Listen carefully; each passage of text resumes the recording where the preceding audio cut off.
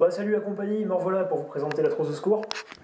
Donc la trousse de secours ici qui est emballée dans une pochette voilà, type pochette tactique, etc. Bon voilà, vous mettez le prix que vous voulez dedans, vous lui donnez la forme que vous voulez, c'est à peu près ce format-là, hein, c'est la taille d'une grosse main, et comme ça vous y rentrez à peu près tout le bazar.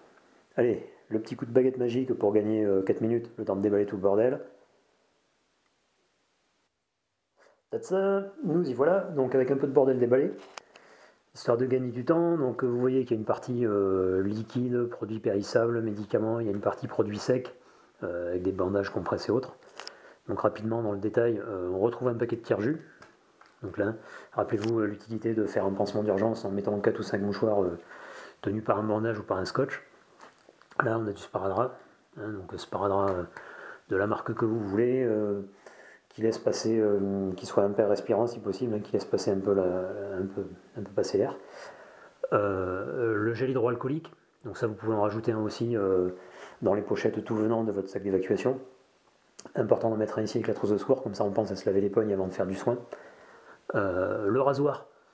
Le rasoir, c'est pas pour faire les jambes à madame ou c'est pas pour se raser la moustache, c'est si jamais vous avez un bandage à mettre sur une zone un peu poilue, et ben vous rasez un peu avant et vous mettez le pansement, ça tient beaucoup mieux. Voilà, dans ce genre de pansement là, bon, de la marque que vous voulez, vous en mettez quelques-uns jetés en vrac, ça peut permettre de réparer un petit bobo. La pommade là, ça c'est du Cicaplast, c'est super, c'est une pommade qui aide à cicatriser.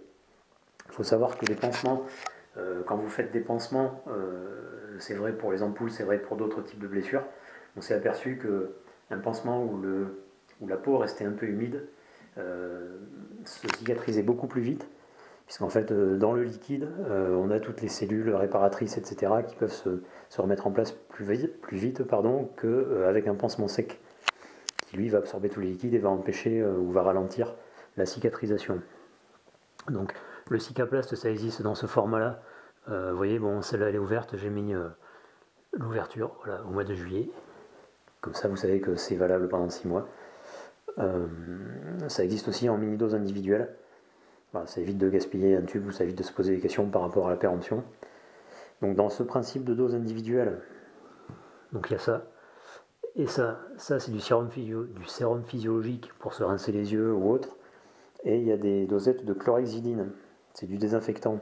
Alors je sais qu'au niveau des pompiers, on utilise du daquin et on utilise de la chlorhexidine. On l'avait utilisé, bon ça a changé. Ça reste du désinfectant, la chlorhexidine ça ne colore pas la plaie et ça c'est bien pour un médecin quand il veut regarder la plaie, elle ne sera pas peinturlurée de bétadine ou autre, ce sera plus visible pour évaluer un dégât. Et de toute façon, bon, ça reste du désinfectant, ça fait quand même quelque chose, ça fait un effet. Des capotes. Alors les capotes, rappelez-vous la photo de madame, non c'est pas parce qu'on veut faire les idiots, c'est parce qu'une capote ça peut servir à plein de trucs, ça peut servir à isoler un membre, une main, quelque chose, ça peut servir à transporter de l'eau. Des capotes, ça a une multiple utilité. Et donc c'est important d'en avoir une paire dans la trousse de secours. Et puis on sait jamais, hein, on sait jamais. Si jamais on est isolé, on ne sait pas trop quoi faire et qu'on a besoin de se réchauffer, et bien voilà, au moins on aura quelque chose. Médoc, bon là on peut en rajouter un ou deux de plus. Ça c'est de l'aspirine. Bon, c'est tout ce que j'avais sous la main à ce moment-là. Préférez plutôt du Doliprane. Pareil, hein, sous cette forme-là, les formes de cacheton. Comme ça, si on n'a pas de verre sous la main, ben, celui-là on peut toujours avaler avec une gorgée d'eau. Préférez le Doliprane parce que l'aspirine, certaines personnes y sont allergiques. Et l'aspirine fluidifie le sang. Certains peuvent avoir une certaine intolérance et réagir mal à l'aspirine.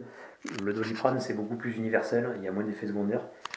Bon, c'est pareil, quand vous donnez un médicament à quelqu'un, assurez-vous que cette personne ait bien conscience de ce que vous lui donnez, sinon vous ne lui donnez rien. On n'est pas des docteurs, on ne fait pas n'importe quoi. Ça, c'est l'antichiasse. C'est de la nifuroxazide. Donc le médicament lui-même, c'est RC-furyl. La molécule, quand vous la demandez en pharmacie, vous demandez de la nifuroxazide. Et c'est pour la chiasse. C'est très pratique. Et très utile, croyez-moi. Vous pouvez rajouter une paire de bricoles. Vous pouvez rajouter un antihistaminique. Ça, c'est en cas de démangeaison ou d'allergie. Ça dépend si vous avez des traitements particuliers. C'est pareil, si vous savez que vous avez de l'asthme ou qu'il vous faut de la ventoline ou n'importe quoi, ben vous en foutez un tube là. Vous en foutez un flacon. Même chose, si vous avez un traitement particulier au diabète ou je ne sais quoi, voilà, vous mettez la picouse avec la dose d'insuline qui va bien. Les antibiotiques, bon. Vous évacuez pour une journée ou deux, bon allez, 3 jours maximum. Bon, vous avez quand même des médecins, vous avez une structure autour, vous n'êtes pas tout seul au monde. Les antibiotiques, bon, on fait attention parce que c'est pas n'importe quoi. À moins de trouver le médicament universel miracle qui n'existe pas, bon, je suis pas trop pour de mettre des médicaments trop dangereux. Éventuellement, en antidouleur, si on peut se trouver ça, on peut se trouver de l'efferalgan-codéine. C'est beaucoup plus puissant que du Doliprane. Mais c'est pareil, la codéine c'est un dérivé de la morphine et ça vous shoot pas mal. J'ai testé un jour où j'en ai eu besoin, ça vous shoot pas mal. À voir si ça peut servir. Après, à partir de là, bon, vous voyez votre Toubib, vous faites le point avec votre pharmacie à la maison et vous voyez si vous avez besoin de compléter ou pas.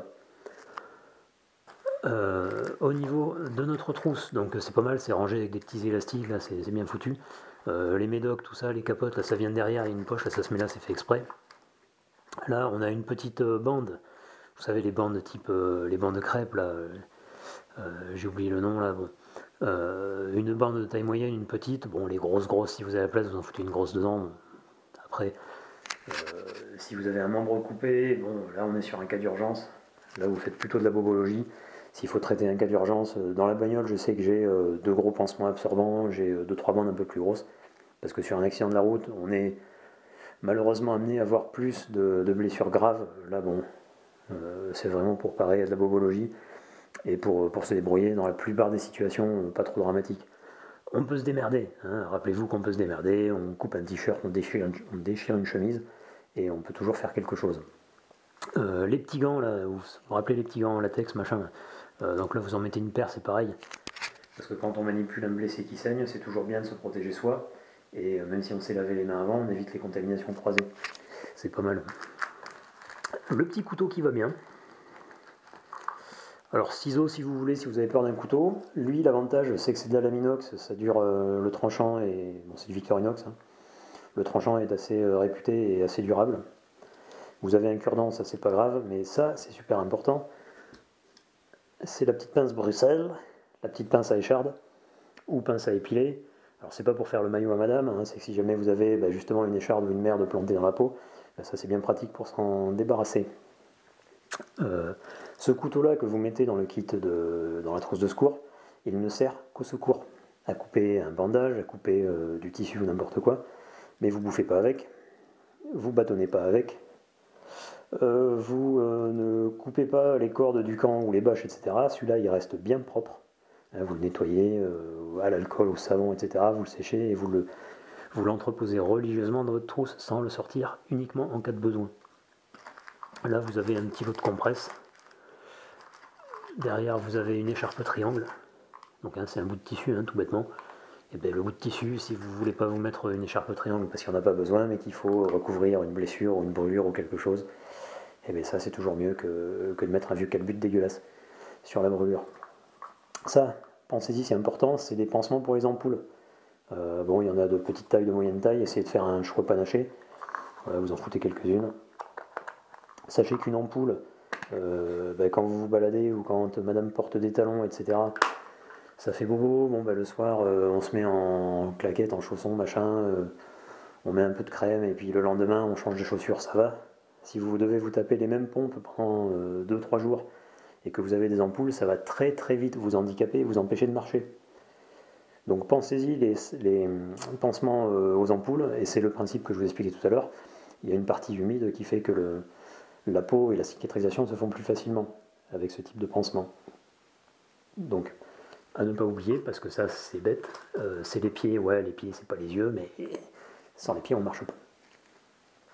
Voilà rapidement ce que j'ai dans ma petite trousse là de secours. Sur la pochette avant, une couvrante de survie. Et ben c'est pareil, une victime qui se fait blesser ou qui est malade, etc., il faut penser tout de suite à la couvrir. Donc si vous avez déjà fumé vos 2 couvertures de survie là, que vous avez dans votre sac, celle-là vous l'avez réservée pour un blessé, pour de vrai. Et ça, c'est bon, ça se trouve, ça se vend dans différents endroits. C'est un film en plastique avec une valve pour faire du bouche à bouche. Bon, pour ceux qui ne savent pas travailler en secourisme, pour ceux qui n'ont pas les bases, allez vite les apprendre, parce que c'est important d'avoir des bases de secourisme. Et ça, si jamais vous avez personne qui est en train de vomir, qui est en train de s'étouffer ou n'importe quoi, plutôt que de lui rouler un palot au vomi, vous mettez ça et ça lui évite, ça vous évite à vous de respirer et d'avaler du vomi. Ou une hygiène douteuse par rapport à l'hygiène dentaire, bucco-dentaire de votre victime. Voilà ce qu'on a dans le kit, dans la trousse de secours. Donc ça c'est valable quand vous partez en balade, en forêt, en montagne. Ça c'est quand même un minimum à avoir et ça vous permet de faire face à un certain nombre de choses. Je ne l'ai pas mise là, mais ça je vais la récupérer. Une pince à tic. Une pince à tic. Parce que c'est con, on habite ici dans une zone tempérée, on a de la forêt autour. Bon, c'est vrai en Aquitaine, c'est vrai dans le nord-est, mais encore plus vrai dans le nord-est parce qu'ils sont assez embêtés avec ça. Les tiques transmettent un certain nombre de maladies, un certain nombre de saloperies, notamment la maladie de Lyme. Si vous voyez une tique sur votre peau, il ne faut pas la gratter avec une lame, il ne faut pas la tirer avec les pinces, parce que vous allez laisser la tête dans la peau et ça va s'infecter derrière. Il faut la pince à tique, celle que vous achetez en pharmacie pour le clébard, ou chez le vétérinaire, ou sur internet chez animalier.nature.com. Voilà. Le site n'existe pas, c'est de la pub merdique. Donc une pince à tique, d'ailleurs deux, parce qu'il y en a une qui est un peu plus grande que l'autre. Si les tiques sont plus ou moins grosses, voilà. Donc vous mettez votre pince à tique, là ça ressemble à un pied de biche en fait, plus ou moins un petit pied de biche. Vous enquillez ça et vous tournez, comme si vous débouchez une bouteille, tout bêtement, et vous virez la tique comme ça. Et derrière, vous désinfectez. Vous désinfectez, c'est important. Ce que je pourrais faire aussi là-dedans, c'est peut-être rajouter un petit briquet. Rajouter un petit briquet, pourquoi ?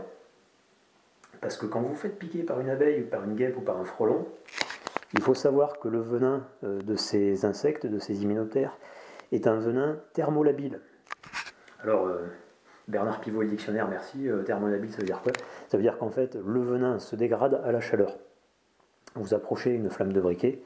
Alors, évidemment, vous ne vous brûlez pas la peau, parce que c'est pas la peine de faire plus de dégâts qu'il n'y en a. Mais vous approchez une source de chaleur, ça peut être un allume-cigare de bagnole, ça peut être une flamme de briquet. S'il y a quelqu'un qui fume, pour une fois une utilité à quelqu'un qui fume, vous approchez le bout de la clope, et la chaleur va dégrader le venin, et va atténuer les effets secondaires de la piqûre. Même chose, on pourrait rajouter un petit tube, genre ça, là, vous voyez ce genre de merde, là, les huiles essentielles, un petit flacon là, qui ferme bien, vous mettez du vinaigre d'alcool dedans. Du vinaigre d'alcool, du vinaigre blanc. Et ça sert sur des piqûres de moustiques, ça sert à mettre après coup justement une piqûre d'insecte. C'est un désinfectant intéressant, ça pique par contre, attention, ça pique plus fort que de l'alcool, mais ça peut servir à diminuer une irritation, ça peut servir donc à diminuer les effets d'une piqûre de moustique, et ça marche pas mal, je peux vous l'assurer pour l'avoir testé plusieurs fois. Le vinaigre d'alcool, le vinaigre blanc, c'est un produit ami de notre source de pharmacie, donc à l'identifier, vous mettez vinaigre blanc, etc. Si vous avez de la chlorhexidine, mettez plutôt ça sur une coupure plutôt que du vinaigre blanc, parce que vous allez faire gueuler votre personne. Mais c'est vrai que sur une piqûre d'insecte, ça se fait. Ça se défend pas mal. Bon. Alors, une chose que je n'ai pas dite, mais que je vais vous rappeler, qui est vraie pour la trousse de secours et qui est vraie pour l'ensemble du sac d'évacuation, et bien tous les mois, vous vous calez une journée, ça prend 1 heure, pas la peine d'y passer la journée, mais vous vous dites une fois par mois, tous les dimanches après-midi, le premier dimanche du mois, ou tout le troisième mercredi du mois, je sais pas. Bon, pas le jeudi, parce que le jeudi c'est sodomie. Vous vous calez un moment, une fois par mois, où vous faites l'inventaire de votre sac. Et vous faites les péremptions, c'est-à-dire vous vérifiez. Et bien là j'ai encore 6 mois, là ça c'est encore valable 1 an, ça attention j'arrive en limite, ça c'est plus bon, je change, etc. Voilà. Vous vérifiez tout ce qui est permis, vous virez, vous remplacez. Et pareil pour la bouffe, pareil pour les produits périssables. Et ça vous permet de savoir où est rangé votre bordel dans le sac, vous restez familier avec votre équipement et avec ce que vous y mettez. S'il y a besoin de faire des mises à jour, vous avez acheté une super télé qui coûte la peau des fesses, vous remettez la facture scannée sur la clé USB. Si vous changez vos papiers d'identité parce que vous avez changé d'adresse, etc., vous remettez à jour les papiers d'identité à ce moment-là. Voilà, et si vous voulez changer de chaussettes parce que vous voulez pas les blanches, vous voulez mettre des roses fluo, vous mettez vos chaussettes roses fluo à ce moment-là, et vous les changerez le mois d'après. Voilà, donc important de faire une revue de votre sac régulièrement, donc ouais, 1 fois par mois, 1 fois tous les 2 mois. Je pense qu'1 fois par mois c'est pas mal. Voilà, négligez pas ça, c'est important. Vous avez un sac et vous l'entretenez. Vous vous intéressez à votre matériel. Ça vous permet de garder un esprit plus ou moins actif et proactif dans ce que vous faites. et vous n'êtes pas pris au dépourvu le jour où ah bah tiens il se passe quelque chose, j'ai besoin de mon sac, et puis là je déballe un tas de merdier tout emballé dans son plastique et ça comment ça sert et ça qu'est-ce que j'en fais. Comme ça vous ne restez pas dépourvu et démunis devant votre matériel. Une dernière chose, alors ceux qui dormaient ne l'ont pas vu, mais ceux qui ont été attentifs se sont aperçus que j'ai parlé de beaucoup de choses dans mon sac sauf des couteaux, à part celui-ci et la petite pince Laserman. Alors le couteau dans un sac de niveau 1. Très bonne question. Je reviens. Le couteau dans un sac de niveau 1. Alors, le couteau dans un sac de niveau 1, c'est un sujet, même dans un sac de niveau 2, c'est un sujet qui se débat, on choisit pas. Enfin, c'est pareil, ça demande beaucoup de réflexion, c'est un choix qui est toujours un choix très personnel. Des fois, on se fait avoir par un certain nombre d'argumentaires commerciaux, etc., ou de légendes, de mythes. Bon, on se fait piéger sur un certain nombre de bêtises, et le couteau, ça mérite une attention assez particulière, surtout en niveau 1, non pas parce qu'on va s'en servir tout le temps, mais justement pour éviter de se faire repérer. Rappelez-vous le côté profil bas en niveau 1. Au niveau des couteaux, ça demande un choix assez pertinent. D'ailleurs, à ce propos, je vais faire une paire de vidéos, là, je suis en train de bosser dessus. Pour les gens qui ne connaissent pas trop ou qui veulent choisir un couteau, je vais apporter quelques éléments de réflexion, je ne vais pas dire des réponses, parce qu'une fois encore, vous prenez ce que vous voulez dans ce que je raconte et vous en faites votre propre cuisine. Moi, je ne suis pas le messie. Donc, j'apporterai quelques éléments de compréhension et de réflexion sur les couteaux, là, je suis en train d'écrire le truc, là, et je vous prendrai ça d'ici une semaine, peut-être avant, on verra. Alors, dans un sac de niveau 1, rappelez-vous, ce genre de matos, on ne le prend pas. Ni le poignard de combat, ni la baïonnette suisse là, pour aller planter le sanglier, celle-là elle est faite exprès d'ailleurs, hein, c'est choisi pour le sanglier, ça c'est nickel. Ni la baïonnette de Kalash qui sert à ça fait un truc un peu Bowie avec des dents et tout, là, c'est pas mal, ça sert à couper les barbelés. Ouais, mais on va pas couper des barbelés en niveau 1, on n'est pas des mercenaires ni des terroristes, donc ça on n'a pas besoin. Ça, celui-là je l'aime beaucoup parce que bon, déjà c'est quelqu'un de particulier qui me l'a offert, et celui-là il se rapproche pas mal des caractéristiques d'un bon couteau de survie. Ceci dit, on est quand même à la limite de ce qu'il faut prendre, à mon avis, dans un sac de niveau 1. Lui, il est quand même limite. Dans un sac de niveau 1, vous voyez ce choix, j'ai du couteau à lame fixe, de taille moyenne, et j'ai du couteau pliant. Vous voyez où je vais en venir. Dans un sac de niveau 1, et ce sera vrai également en niveau 2, on ne prend pas un couteau, on prend plusieurs couteaux. Parce que des couteaux, vous en avez qui sont adaptés à certains usages, d'autres qui sont adaptés pour faire des choses différentes, et le couteau parfait qui sert à tout, ça n'existe pas, tout simplement. Donc, notre couteau à lame fixe, ça c'est du Mora, vous avez reconnu, hein, donc ça c'est la version inox, ça c'est la version acier carbone. Lui est à lame lisse, lui est à lame dentelée.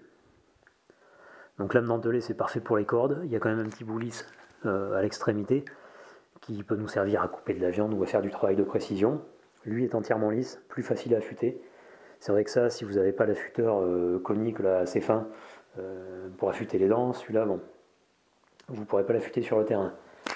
Ceci dit, rappelez-vous, on part pour une demi-journée, une journée de 3 jours. On ne va pas monter une cabane dans les bois, donc finalement, si on ne peut pas affûter notre lame sur l'espace de 2 jours, bon, si c'est pour couper le beefsteak ou déchirer une chemise, ça fera quand même le boulot.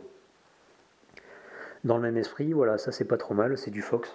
C'est un petit couteau Fox à pas cher, hein, donc le Mora ça coûte une douzaine d'euros. Ça dépend des sites où vous le prenez. Bon, je l'ai vu chez Roumayac en armurerie, là, près de la sortie 12. Voilà, il le vendait 14 euros. Bon, vous le trouverez peut-être 2 euros moins cher sur internet, mais vous paierez les frais de port. Bon, voilà, ça vous donne une idée du prix du Mora. Ça reste du très très bon couteau. C'est pas parce que c'est vendu le prix d'un couteau fabriqué en Chine que c'est de la merde. Attention, c'est fabriqué en Suède. Et ils ont des procédés de fabrication qui font que ils peuvent faire tomber les coups parce qu'ils ont toujours le même type de lame et ils ont toujours le même type de manche. Ils injectent du plastique et derrière ça vous fait un couteau. Ce n'est pas aussi solide qu'un bidule comme ça par exemple ou que ça, mais celui-ci on lui demande pas de construire une cabane dans la brousse. Celui-ci il nous dépannera très bien pour faire notre usage en niveau 1. Le petit Fox, c'est un peu le même esprit, c'est le couteau de chasse. Voilà, bon, ça je l'avais à la chasse, celui-là je m'en suis servi assez peu finalement. Mais je l'ai retravaillé, par exemple, voilà, les arêtes ici étaient assez dures et assez coupantes, donc ça a été limé.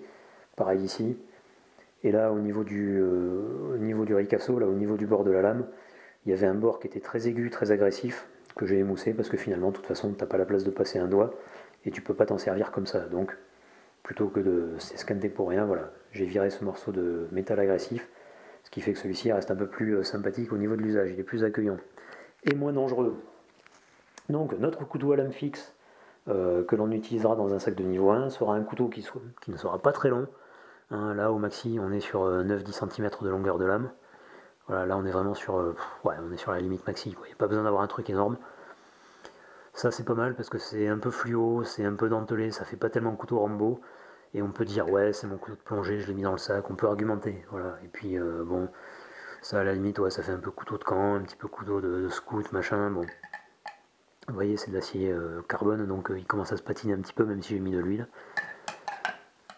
Voilà, là on peut argumenter, on peut dire, bon ouais, c'est le couteau que je prends en randonnée, machin. C'est pareil, ce machin-là, vous le foutez au fond du sac, peut-être pas au fond du sac, mais vous le foutez dans un coin, peut-être pas du même côté que le bâton télescopique d'ailleurs, comme ça si vous avez attrapé un truc, vous sortez pas le bâton alors que vous voulez le couteau, ou l'inverse. Voilà, c'est discret, vous le rangez à l'abri des regards et vous le sortez quand vous avez besoin, c'est pour ça que vous le mettez dans un endroit facile d'accès. Donc ça c'est du couteau socialement acceptable, vous voyez. C'est ce facteur-là qu'on va rechercher en niveau 1.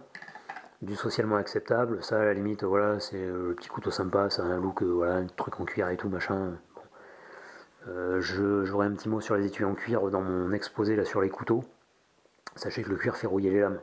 Le cuir contient des tanins, etc. et ça facilite l'oxydation. Donc c'est pas forcément du Mora ou du Fox ou n'importe quoi que vous aurez dans votre sac, mais ce sera un truc qui ressemblera à ça.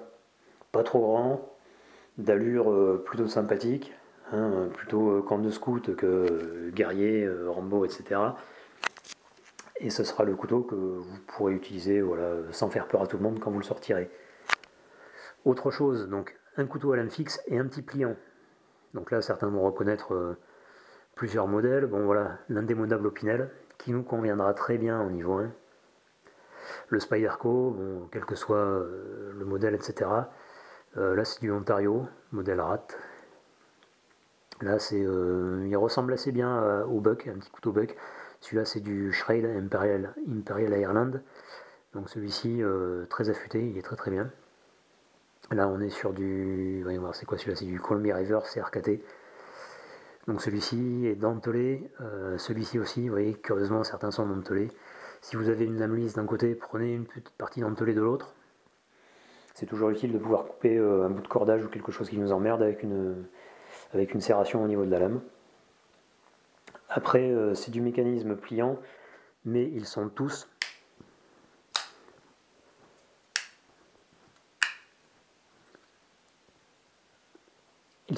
à verrouillage. Ne prenez pas de couteau dont la lame ne se bloque pas. Vous ne pourrez rien en faire. On ne travaille pas avec un couteau dont la lame ne se bloque pas. Alors il y a la réglementation qui dit ouais machin, le couteau à lame fixe, ou le couteau qui se verrouille, tout ça, bon. Ça vous le mettez dans une petite poche facilement accessible de votre sac, vous ne le montrez pas à tout le monde, vous ne le sortez que quand il y a besoin.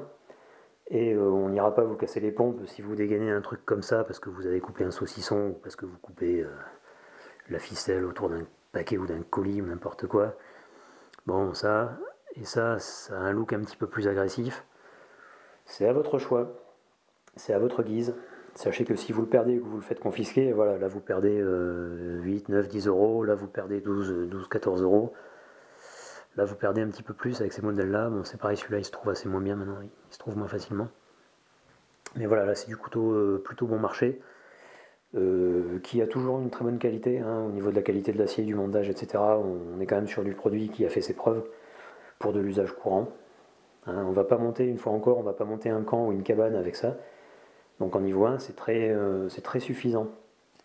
Voilà, après, si vous avez d'autres goûts, si vous avez d'autres envies, d'autres marques préférées, vous prenez les couteaux qui vous conviennent, sachant que ça reste dans cet esprit-là. garder un blocage de lame. Éventuellement de la lame inox, c'est plus facile à nettoyer quand vous bouffez avec, etc. Si vous voulez, prenez-vous le petit affûteur pointu pour les dents. Encore que sur 2 ou 3 jours d'utilisation moyenne, pas intensive, vous n'aurez pas forcément besoin. Et voilà ce que je peux vous proposer pour l'instant comme piste de réflexion sur les couteaux. Voilà, j'espère que ça vous a plu. Donc rendez-vous dans pas longtemps pour mes explications là, sur les aciers, sur les choix, les besoins, etc. d'un couteau. Et je vous dis à bientôt. Portez-vous bien, tchuss et la bise.